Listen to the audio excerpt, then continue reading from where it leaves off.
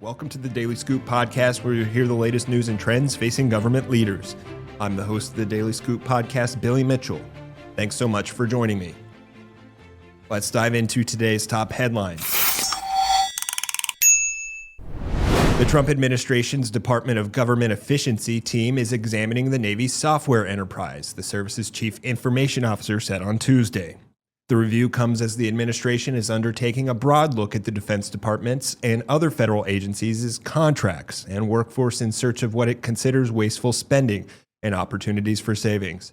The Navy has been pursuing an initiative known as Information Superiority Vision 2.0. The service's CIO, Jane Rathbun, noted during a panel Tuesday at the Sea Air Space Conference. She said that the DOGE, via the Pentagon CIO's office, is working with her team looking into effective consumption of commercial software, adding that, quote, the Department of Defense spends like $5.2 billion on just software. The Navy is a huge consumer of software, Rathbun noted, sharing that, for example, it has more than 800,000 software licenses from Microsoft alone. That, she said, leads to natural questions of, quote, are we buying effectively? Are we utilizing the things that we're buying effectively? Rathbun said there's always an opportunity for improvement. In other news, after accessing data at the Department of Homeland Security, including systems operated by U.S. Citizenship and Immigration Services, Elon Musk's Department of Government Efficiency now appears to be behind a new effort to shrink the agency's staff. On Monday, DHS Secretary Kristi Noem sent a message to employees encouraging them to leave the agency, according to an email viewed by FedScoop.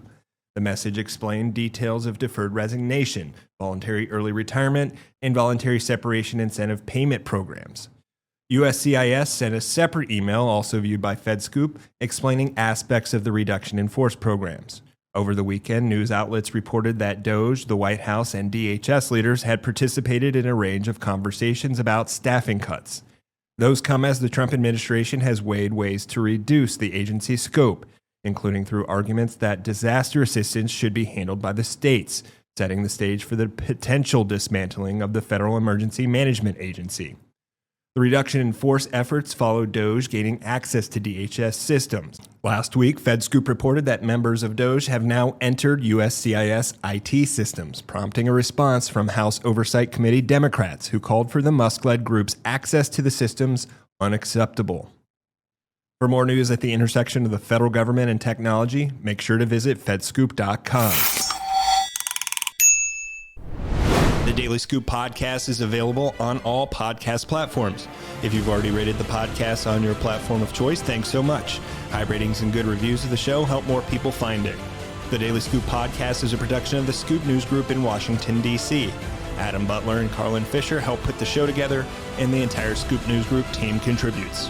We'll be back next week with brand new episodes. Until then, I'm your host, Billy Mitchell. Thanks so much for listening.